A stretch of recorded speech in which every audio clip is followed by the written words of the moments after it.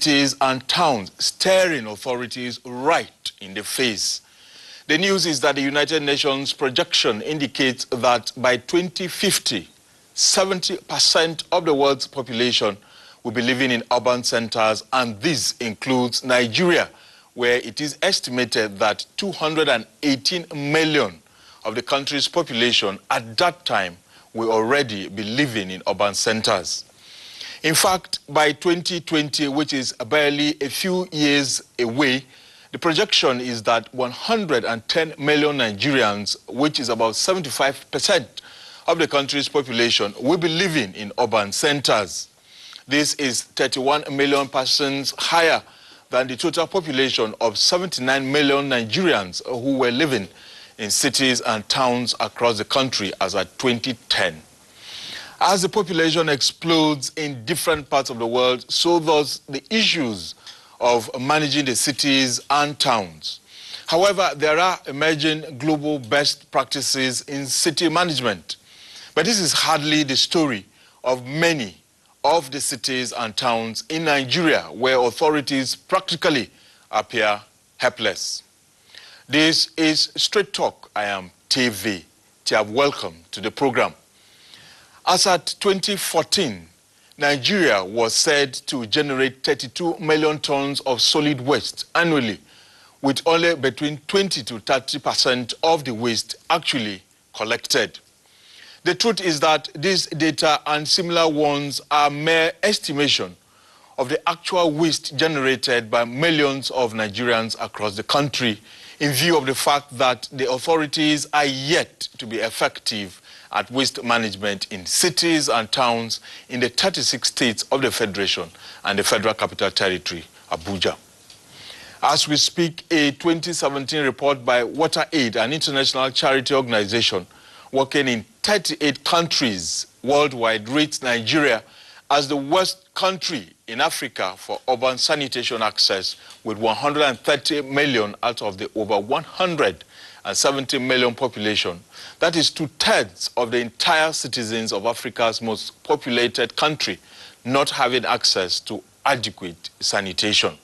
This is about the heart of UMUAHIA, the capital of ABIA state in southeast Nigeria. Just behind me here is the former Ishige, the very popular part of the city center. And as you can see, heaps of refuse everywhere, the whole stretch of the road, and even across the entire state capital, giving a clear impression that waste management is a major challenge for authorities here in this part of the country. The Abia state capital presents about the worst case scenario in Nigeria. From the pavement of the roads, the walkways, and even the face of the roads, it is refuse, refuse, and refuse everywhere. Traders, including food vendors, will not let the ugly situation stop them from going on with their businesses just to earn a living. In fact, it is almost impossible to see anything that inspires the citizenry from the length and breadth of the state, with most of the roads almost being very small in size. Residents of UMUAHIA who spoke on the filthy nature of the state say they have learned to live with the shame the failure of the authorities have brought on the citizens at home and away. Personally, I feel much embarrassed with this date being kept here. But you see, why it is like this is that even it is better now that some people are staying around here, maybe doing little business, because I believe they clean it every day. It is like this. If they don't, if there is nobody doing anything around here, here will grow more bush, even forest, and it will be very, very dangerous for the inhabitants or for the passerbyers, because many things will be happening. That is what I feel about it.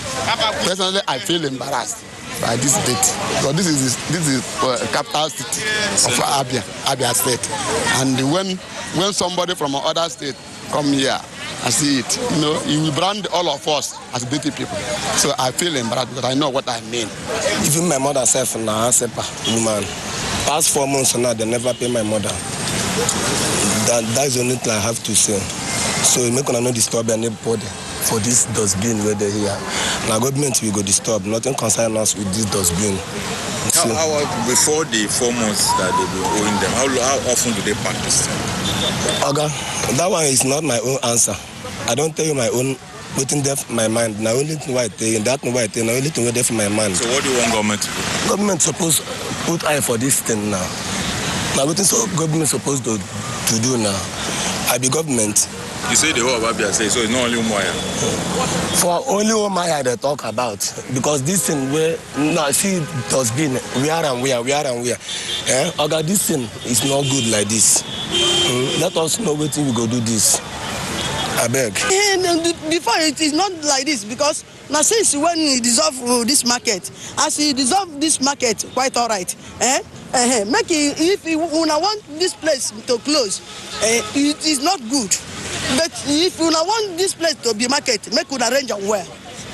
As this place now, if he run this place is going to be market. No person go cross main road again or gutter again. Because if he cross gutter, he don't begin to create problem again. But this place will be market or we face here only. Put back for main road. It is good like that. But you know for sure, now many problems when they create here. This is a refuse dump on the UMUAHIA section of the ENUGU-Port Harcourt Expressway on the outskirts of the ABIA state capital. It is very clear that the dump is obstructing construction work on the rehabilitation of the road by the federal government. The filth in ABIA state is indeed not exclusive to the state capital. Aba, which is a major commercial center in the southeast, is also a part of the refuse story in the state. The residents on their own seem ready to do the needful. But in the absence of a system instituted by the government to help manage the waste being generated, the uncleanliness is fast becoming a culture. This is the Osisioma Junction in Aba, southeast Nigeria, one of the major towns in this part of the country, located along the ENUGU-Port Harcourt Expressway. It is very clear that in a few months to come, the years to come, the outlook of this particular junction will change because of a flyover bridge under construction by the state government. But then one thing that will definitely not be changing anytime soon is the environmental sanitation on this section of the road. As we see, there are so many heaps of refuse, and attempts to manage this by the authorities have not been so successful.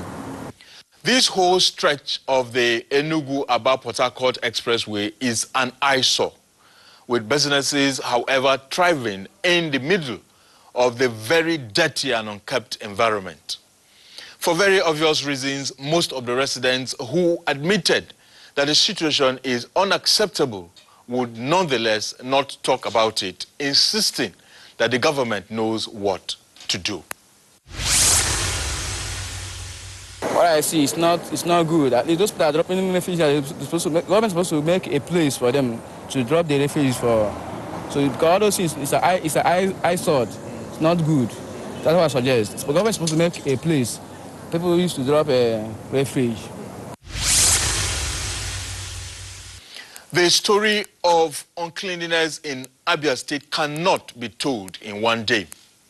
The situation is very disturbing, but more worrisome is the fact that the state governor, Okezie Ikpeazu, until his election in 2015, was the first deputy general manager of the Abia State Environmental Protection Agency and is expected to know much more than anybody else on how to keep the state clean.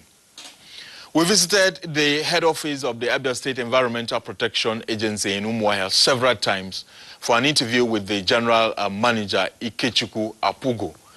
But he was never on seat to address the issue. And for the governor, Okezie Ikpeazu, there is no strategy yet to reverse the trend. Our waste management plan will be rolled out. We are looking at a holistic waste management plan. And if my problem was UMUAHIA municipality alone, we would have dealt with it all through. But I'm somebody who likes to solve problems from first principles with well thought out processes and procedures. If you notice also beyond UMUAHIA, there's a big issue of waste management in ABIA now. The reason is that what we used to do before now, traditionally, we had a way of managing domestic waste. It is no longer possible because our people used to live in mud houses. They would go and do big holes, and then from there bring mud and build their houses, and then begin to fill the holes behind their house. We were also in the neighboring state of ENUGU, which is the capital of the defunct eastern region and the southeast geopolitical zone of today.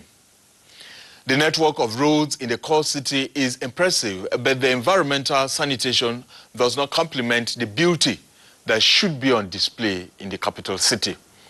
The case of ENUGU is that of the authorities not paying close attention to details, but then, like in most of the cities and towns across the country, there is a need to provide more waste collection bins along the streets to encourage more residents to be environmentally friendly. And in north-central Nigeria, the case of two states, namely BENUE and NASARAWA state, is the most appalling. There seems to be very little investment or none at all in the management of waste by the governments of these respective states.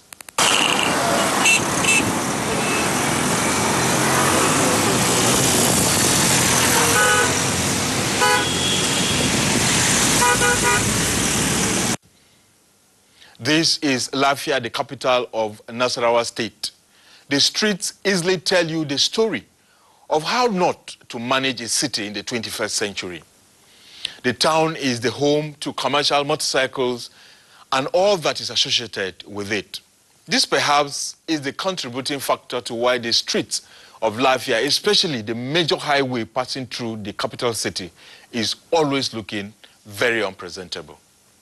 It's actually unbelievable that this is the state of the road and expressway leading up to Abuja, the nation's capital, somewhere in Masaka, in Maraba area of neighboring Nasarawa state. It's a clear case of a government that has failed. The Abuja-Kefi expressway, which leads into the Nigerian capital, is the evidence of failure by the Nigerian authorities, especially the Nasarawa state government, in the management of waste. What you see on this particular expressway is similar to waste dumped on the ABIA state section of the ENUGU-Port Harcourt expressway. The sporadic intervention by the authorities is always far short of what is required to effectively manage the situation.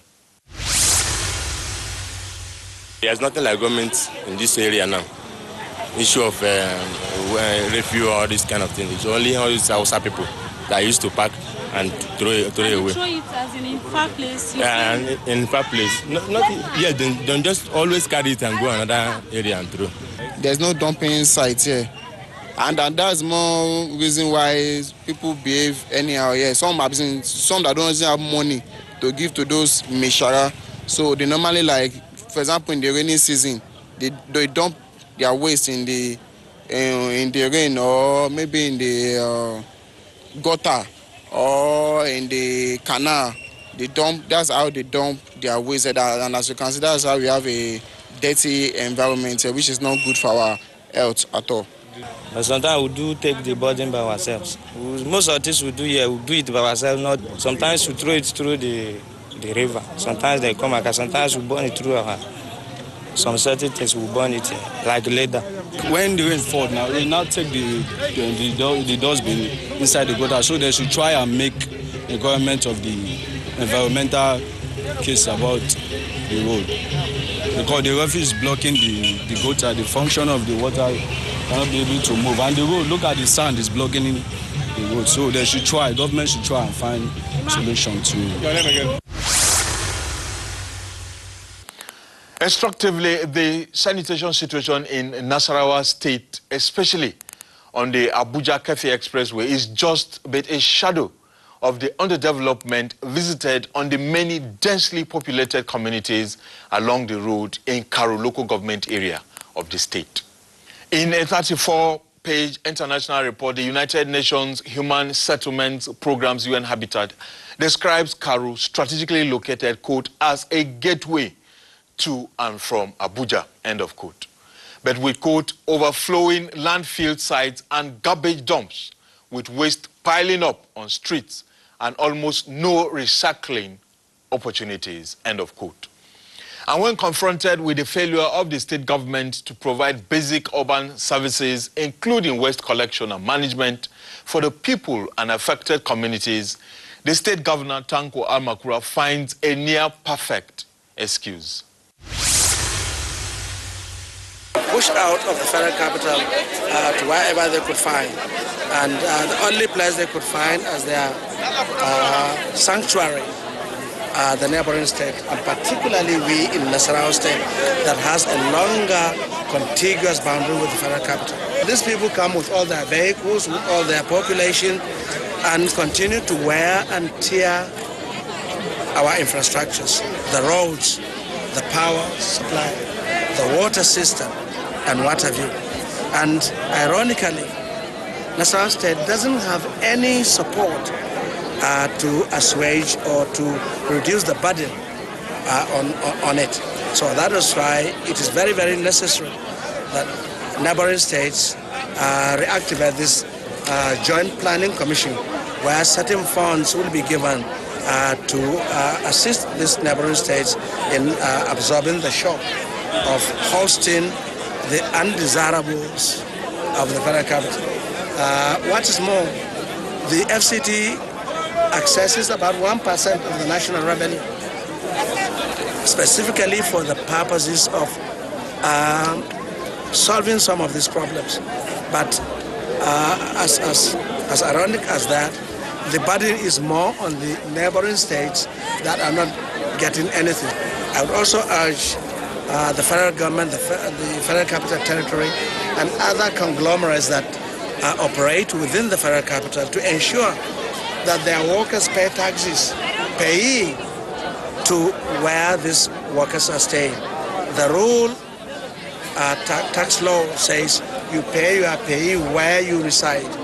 And I can tell you that Nasarawa State, for the entire of last year, received not more than 70 million as payee to the state by people working in the federal capital. It is indeed a sad commentary that the Nasarawa state government has not seen the closeness of the state, and especially its Karu local government, to the Federal Capital Territory as a real privilege it should take advantage of, rather than playing the role of a victim. Another unfortunate state is Benue, also in north-central Nigeria. Solid waste is abandoned right in front of public schools, with one wondering what kind of message the authorities are passing across to the innocent young school children. The highways and streets across Makurdi, the state capital, are never as clean as what is obtained in some parts of the country. For major and densely populated towns in the state like Boko, Otukpo, and Katsina, basic urban services, including waste collection and management, are almost non-existent. The people who live within this neighborhood, and even those who come from distant places, dump their refuse here and have turned this place into a refuse dump. It's not as if the government or the day is not aware. They are fully aware through their agencies, because I have been to their office on 2 occasions. I have contacted them. They have come themselves to come and assess the place. They asked me to pay 50,000 naira before they can evacuate this. I pleaded with them that this is an individual effort. It's not as if I'm doing it for anybody. I'm doing it because of the concern I have here for my family and for those who are staying here. I pleaded with them with a sum of 30,000 naira and they refused to do it. When you pass some streets in Makurdi, you will just close, you will hold your breath. More than 10 years ago, there was a man who was coming to our premises with his pickup. He collected our refuse every day and we pay him monthly. And we were pleased doing that. Until one day he said the authorities stopped him, that refuse collection is has been subcontracted to one company. And that company never came to collect the refuse. And since then, we've had problems of refuse disposal. The waste management crisis in the 4 states of BENUE, NASARAWA, ENUGU, and ABIA is a situation in most states of the Federation. Instructively, it was never the constitutional duty of the state governments to be involved in waste management. Going by the provisions of the 4th schedule of the 1999 Nigerian Constitution as amended, the functions of a local government council includes, and I quote, the provision and maintenance of public conveniences, sewage, and refuse disposal, end of quote. Unfortunately, the 36 state governments and the FCT administration have taken over this responsibility of the local councils and are in most cases doing a very bad job of it.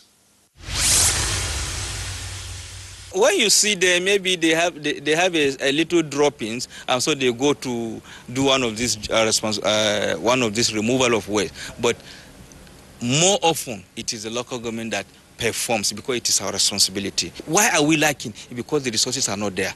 And why are we not having these resources? Because the citizens are either not supporting, are not even helping matters. We have the mandate by the Constitution to collect these resources. So I call on Nigerians to support local government.